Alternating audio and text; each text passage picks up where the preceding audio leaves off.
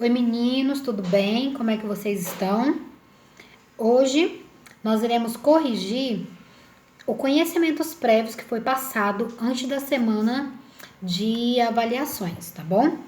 Lá no livro de língua portuguesa, na página 54, acompanha comigo. Você se interessa por conhecer detalhes da história de pessoas que admira?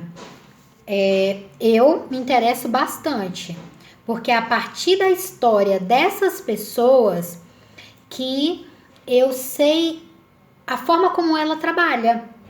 Se é um escritor, se é um cantor. 2. Agora, imagine uma pessoa famosa cuja história de vida você gostaria de conhecer. Se você fosse escrever essa história, por onde começaria? Eu começaria falando o nome da pessoa, o local onde ela nasceu, não é?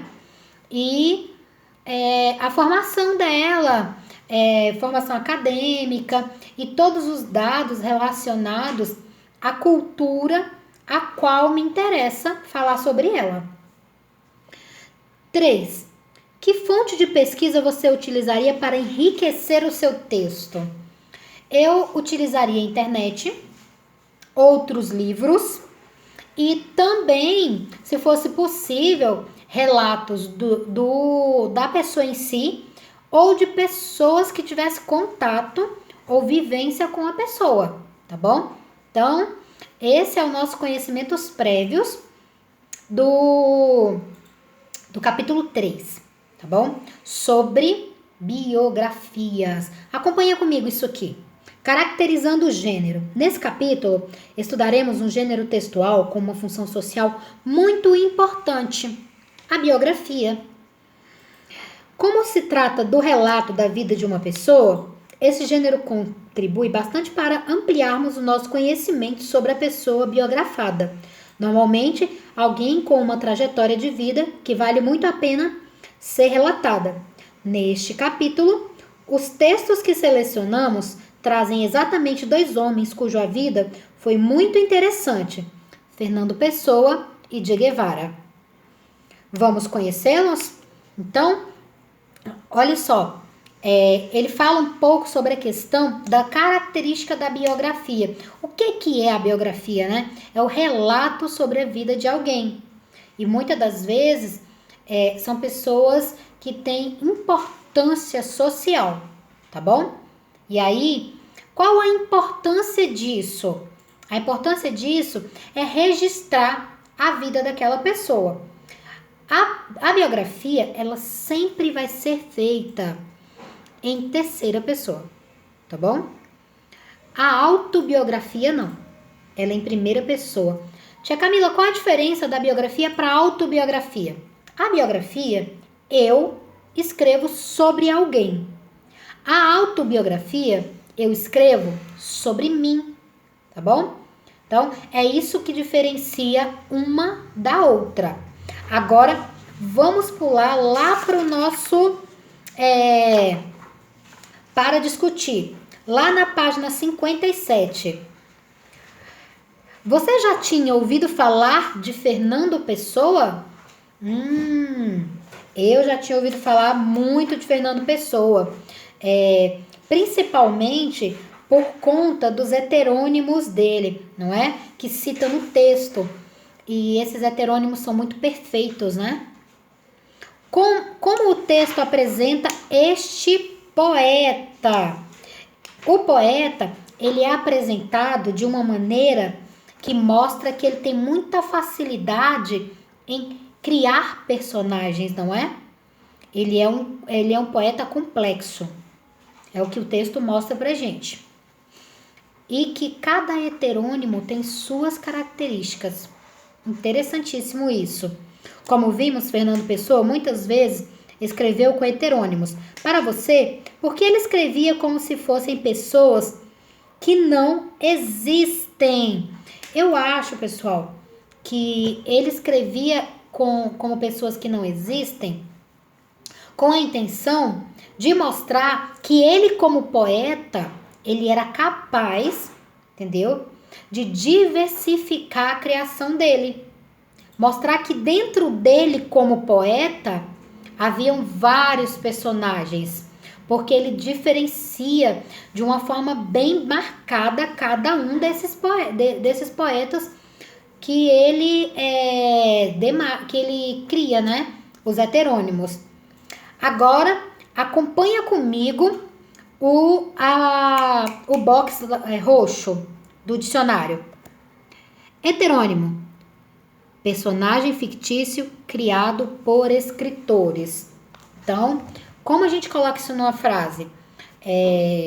Clarice Lispector criou o heterônimo Maria.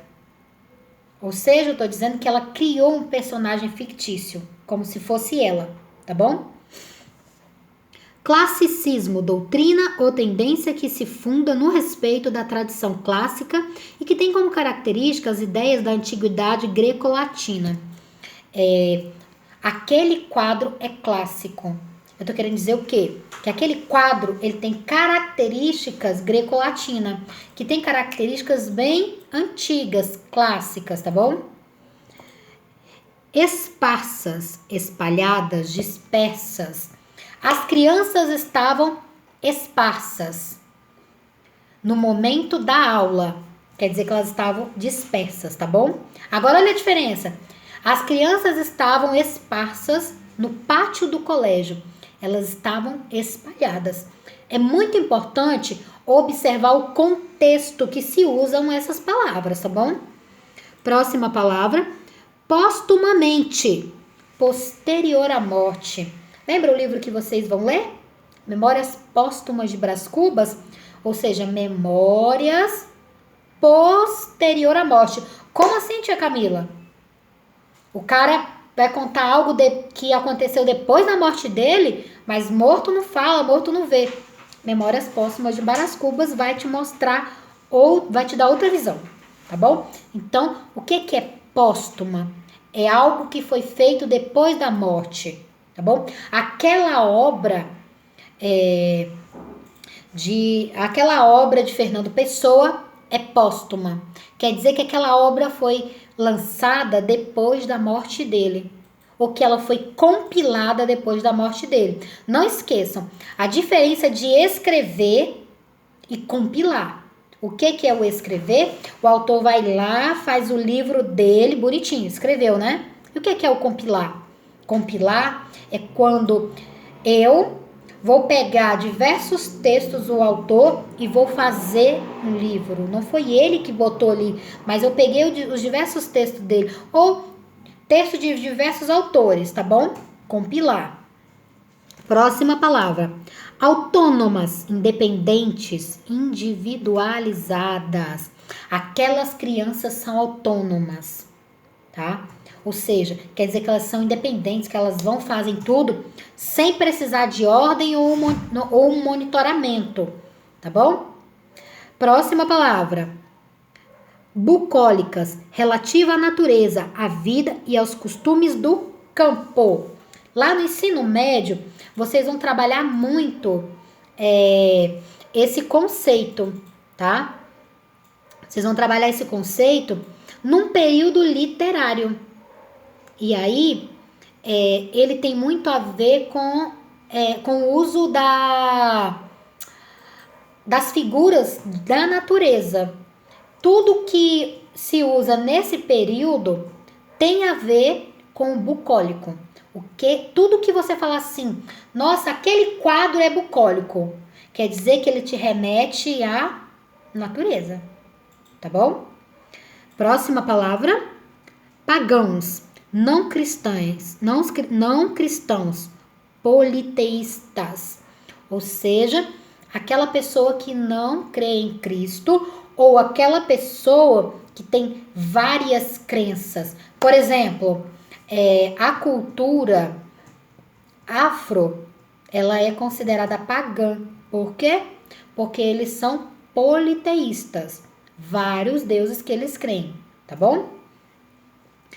E a próxima palavra: carpe diem, expressão latina que significa colha o dia, isto é, aproveite o momento. outra expressão que vocês também vão utilizar bastante no ensino médio, tá? Esse carpe diem, que seria o ato de aproveitar a vida ao máximo, tá bom? Aproveitar os pequenos momentos que lhe ocorrem.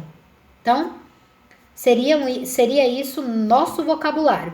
Nosso próximo vídeo, nós iremos corrigir a nossa atividade e possivelmente eu vou explicar para vocês um pouquinho do Aprenda Mais. Na página 57 ainda tem um Aprenda Mais também. Presta atenção aí, pessoal. É importante não confundir pseudônimo com heterônimo. Pseudônimo vem do grego e é um nome falso, sob o qual alguém se oculta. O heterônimo vai além, porque é outro nome, outra personalidade. Presta atenção, esse quadro aqui está tentando te explicar a diferença de pseudônimo para heterônimo. Pseudônimo é, por exemplo, meu nome é Camila e aí eu vou, digamos que, trabalhar como agente. Aí eu quero ser chamada de Sabrina. Pseudônimo não é o meu nome, é um nome falso. Porém, eu sou uma escritora e eu quero criar uma nova personalidade. Um novo personagem, um novo autor ali intrínseco a mim. E aí, isso recebe o nome de heterônimo, tá bom? Não esqueçam de sempre diferenciar pseudônimo, nome falso, e heterônimo seria um nome fictício. Pô, professora, tia Camila, falso e fictício dá no mesmo. Nome fictício que ele tenta te dar o quê? Uma personalidade, tá bom? Ele cria um personagem, tá bom? Então, pessoal, é isso. No nosso próximo vídeo, o nosso Desvendando os Segredos do Texto e as nossas próximas atividades, tá bom? Aguardo vocês.